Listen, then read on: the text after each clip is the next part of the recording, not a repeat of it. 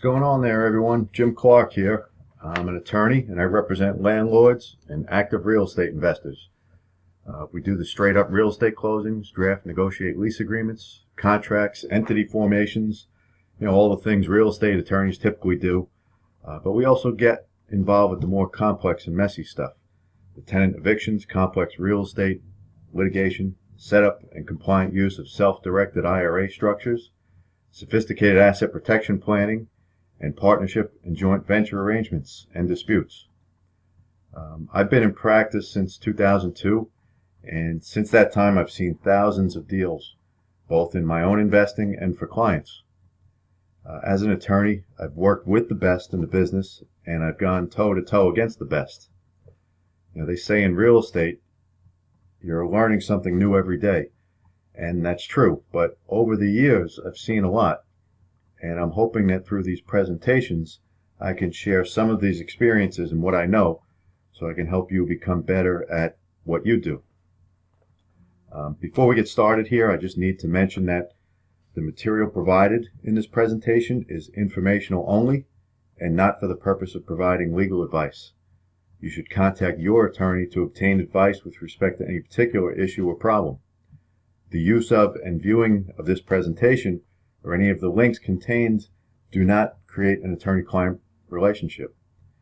The opinions expressed in this presentations are my own opinions and may not reflect the opinions of my firm or any individual attorney at my firm. Portions of this presentation may contain attorney advertising under the rules of some states, and prior results don't guarantee a similar outcome. Of course, if you need an attorney or think you might need an attorney, then by all means feel free to reach out to us. Our offices are in New York, and we're licensed to practice law in New York, but we work with investors from all over the U.S. And if we can't help you, then we're happy to help to point you in the right direction. You can find us on the web at www.clarkslaws.com, or you can reach us using the contact information that you'll see throughout the presentation. Give us a call. I love this business. I love speaking with investors. I'm here in service to you guys, so by all means hit me up. This presentation is free to you, but of course I encourage you to support it by subscribing and liking it so that we can keep doing what we do. Now, in the course of a month, I interact with many landlords and investors through my presentations to local organizations, networking, as well as one-on-one conversations with landlords and investors. And what I find is that the same questions often come up over and over again. So I thought it would be a good idea, and we've been doing it now for a couple months, to start collecting the questions I get and then to record a short presentation focusing on the most popular questions so that the information can be of greater benefit to more people. If, as you're rolling along, you have any questions that you'd like to ask, please get them to me using the contact information below or through my website at www.clarkslaws.com, and I'd be happy to consider it for a future Q&A presentation.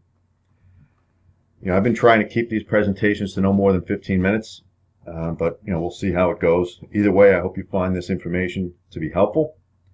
And so now, with all that out of the way, and without further ado, I'll now run through our October 2018 Landlord and Real Estate Investor Q&A.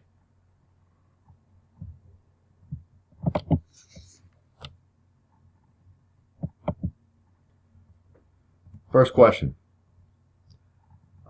This one is from Jaylene, and I'm looking to purchasing a non-performing note on a property in Suffolk County. The note is secured by a first mortgage on a house. The mortgage was previously in foreclosure, but the bank entered into a modification agreement with the borrower who occupies the house. They occupy it as their primary residence. The borrower has now defaulted on the modification agreement, and the bank has not yet commenced the foreclosure action. The bank is willing to accept $80,000. The unpaid principal balance is $115,000, and the as-is value of the house is about $150,000. What should I look out for from a legal perspective? Well, just to help, we put the numbers on here as well. What I'm seeing here is this looks like a little bit of a thin deal. I mean, as-is value, $180,000. Getting in for $80,000, yeah, that sounds great. But the fact that they're now in default and a new foreclosure action might have to be started in order to enforce the obligations here. The foreclosure actions in New York are they're taking a really long time. They're taking years. They're taking a lot longer than they used to. And during that time, the cost of your money will weigh on you. And even more importantly than that is the property taxes. Depending on where this property is located, you're going to have to keep maintaining the taxes on the property. Otherwise, you could lose your interest in it. And over time, what looks like a very healthy margin here, getting an $80,000 house, $180,000 house for $80,000, that's going to get cut pretty thin. So you're going to want to look at your numbers. You're going to want to factor in a foreclosure process that could last 4 to 5 years. I mean, this is all worst case scenario stuff. Ideally, if you purchase this note, you're going to try to negotiate something with the homeowner and get on a good payment plan. But if that doesn't work, and since what I'm seeing here is that they already defaulted on a prior modification agreement, it might not work, this could be a problem. Next question from Bill. I'm negotiating with a seller who is looking to sell 5 adjoining multifamily properties. We're in agreement on the numbers, and I'm paying all cash. He's concerned about the tax hit he's going to have in selling all 5 at once, so he asked if I'd be willing to buy 1 property each year for the next 4 years to spread out his tax liability. What are your thoughts on this structure? Well, Bill, I think there's probably a better way to do it, if he'll agree to it, of course. And I understand you're paying all cash here, but you might want to consider maybe paying all cash for the first one in the first year and then finance the rest.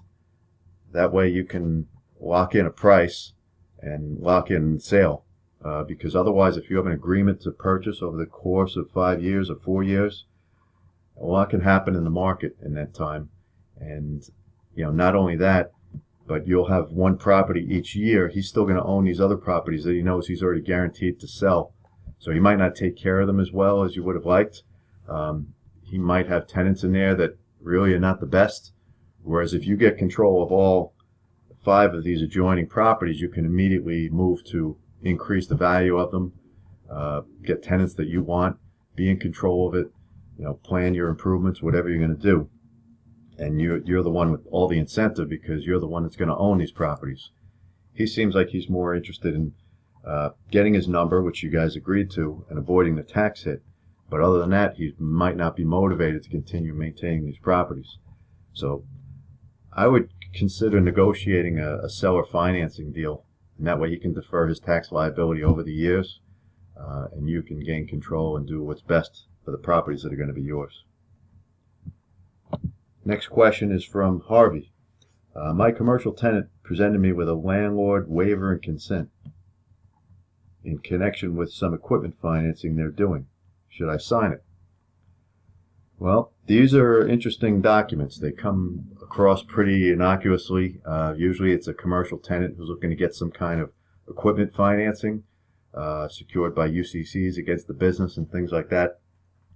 And they send over a couple-page document to the landlord saying, hey, can you sign this, so that it's basically to protect their lender's rights in case the tenant defaults. You got to be really careful about these things, because anything that has waiver and consent on it, those are valuable. Those mean things. If they're asking you for a waiver, if they're asking you for consent, you're going to want to check your lease agreement. And what I usually do when I see these from clients is we make sure that these landlord waivers and consents do not amplify or change the rights that the landlord already has under the lease agreement. And chiefly those are the right to get your rent, the right to compliance with the tenant's obligations, and the right to evict if they're not. If you don't have that, or if you're going to give that away, you can't give that away for nothing. And most landlords would rather not give it away at all. What we often see here is that you might have to, if you just sign one without negotiating it, you'll end up having to notify an equipment finance company or something like that before you can evict. You might have to give them a right to cure or give them right of access so they can secure their equipment. All things that modify your rights under the lease. So I'd be really careful with these and negotiate it, because everything in these is negotiable, and you're under no obligation to sign it either. I mean, it's good to help out your tenant if they need financing to help grow the business. You're going to benefit from it, but it shouldn't be on the back of your rights that you have under the lease. Next question is from Artie. I have an approved short sale, and I'm now looking to assign the deal by way of assigning the shares of the corporate entity that's in contract. I have a proposed buyer who is looking to purchase the shares, but he wants to get a conventional mortgage for the purchase. How do I accomplish this? Well, this is it's a creative structure. What Artie's planning on here is selling the shares of a company in an effort to avoid the restrictions on assigning short sale deals. Very creative, but it kind of breaks rule number one in assignments and wholesaling, and that's continuity of terms.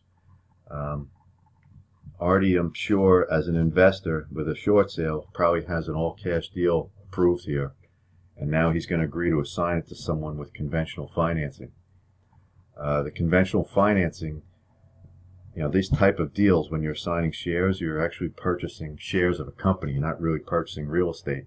But a conventional mortgage, one backed by Fannie Mae, Freddie Mac, they only take interest in real estate. And this added layer of corporate transfer of shares, they're not going to understand it. It's not going to fit in their parameters, and they're probably not going to do it. So you're going to have a bank attorney from the buyer's lender who's probably going to say, no, we can't do it. That's number one. Number two, your deal, if it's an all cash, no financing, no contingency type deal, you're probably going to have to close within 20 to 30 days. Whereas someone getting a conventional mortgage, it's going to take longer than that. On average, it takes about 60 days to go through the whole mortgage process, get the financing done, get clear to close. So you have an inconsistency of terms in that you're all cash, he's with a mortgage, which is going to slow you down and going to end up making you, putting you in default on your deal. And also this assignment of shares component is really going to confuse the hell out of the conventional lender, and it's probably not going to happen. So I would say don't waste your time with it. You should be focusing on assigning this type of deal to cash buyers. Maybe this buyer is willing to go in all cash and then refinance it later. But if not, you're probably going to want to move on to another buyer. Next question is from Kevin. I entered into a joint venture with a rehabber whereby I was to provide the funds and my joint venture partner provided the services in redeveloping the property and getting it sold. In my deal, I worked in a minimum return of 11%, and after my minimum is reached, then we split the entirety of the net proceeds 60-40, with me getting 40%, my partner getting 60%. The deal is now in contract to be sold, and the 60-40 split would leave me with a return that's slightly lower than my minimum. What do you suggest I do? Well, Kevin, this is an interesting situation. So your minimum return, that was great that you worked that into your deal. So you've given yourself downside protection, which is great.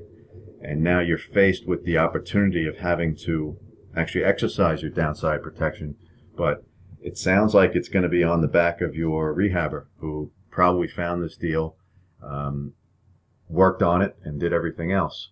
And so by doing that, by exercising your minimum return, your joint venture partner is probably going to make less money than he would have if he just went with a straight 60-40 split. You could certainly do it. You can certainly exercise your rights, but if it's within a few $1,000s, and if you're considering doing business with this person again in the future and you want them to give you good deals over other people, you might want to consider letting your minimum return slide. Let them know that you're letting it slide, but let it slide, and make sure that your partner's making money, because if your partner's making money, he's going to want to come back and do business with you again. So I know not so much of a legal analysis, but more of a practical analysis, in that you want to keep turning over your money. If you're a financing partner on something like this, you're going to want to have more opportunities to do business with a guy like this. If he's got it under contract to be sold, that's a good thing. I see a lot of these deals that never make it to contract, and they turn into regular nightmares. Sounds like you might have a decent rehabber here. Maybe could have worked in some more cushion in his numbers, but nobody's perfect. You're always learning in this business. You might want to give him the benefit of the doubt. Stick with your 60-40 split. Keep him incentivized, and you'll make it up on the next deal and the one after that when he continues doing business with you. Well, that's about all the questions time we have for today.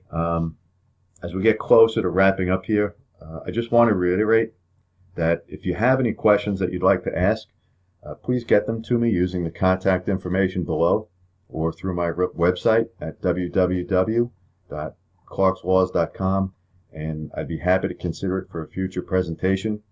If you have any feedback on how we could make this presentation better, feel free to use the comment section below or reach out to us.